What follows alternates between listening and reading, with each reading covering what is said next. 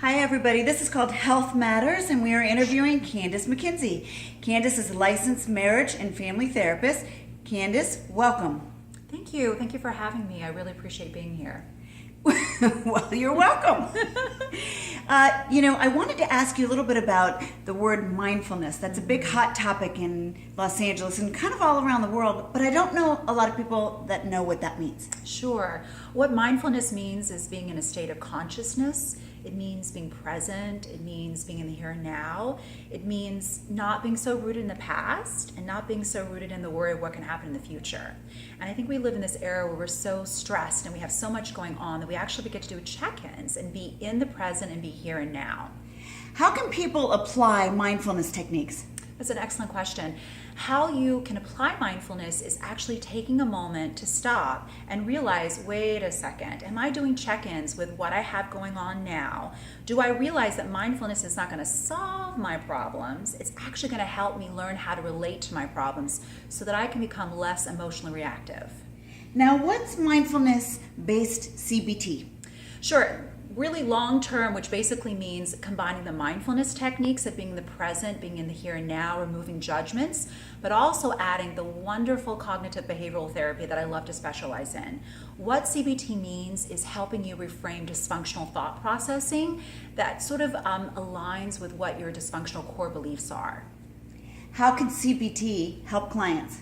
Sure, CBT helps clients, for example, maybe a person with a depression may be coming in feeling I'm worthless. And because they feel I'm worthless and they're thinking I'm worthless, then they're having these dysfunctional behaviors. Cognitive behavioral therapy actually takes those thoughts and helps reframe them in a much more realistic way so the client can feel better, and then therefore those behaviors can actually start to decrease, and so the client can feel better. What brought you to this field? It's really a great question. I love to tell clients that part of my journey into becoming a therapist was going through a terrible eating disorder myself. I am a recovered member of an eating disorder, and in finding my own therapist and finding my own wonderful women's group, I'm able to now, as a licensed marriage and family therapist, give back to the community, give back to others who are suffering as well.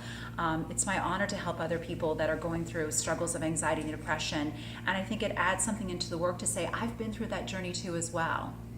Candace, this is so interesting. Can you tell me what else you specialize in? Absolutely. I also specialize in what is known as dialectical behavioral therapy, also known as DBT.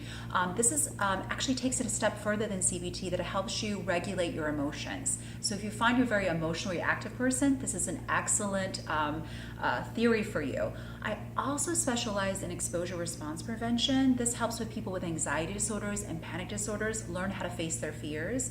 And lastly, I'm a huge supporter of solution-focused based therapy, which means we're not going to concentrate on the problem, we're going to concentrate on what the solution is.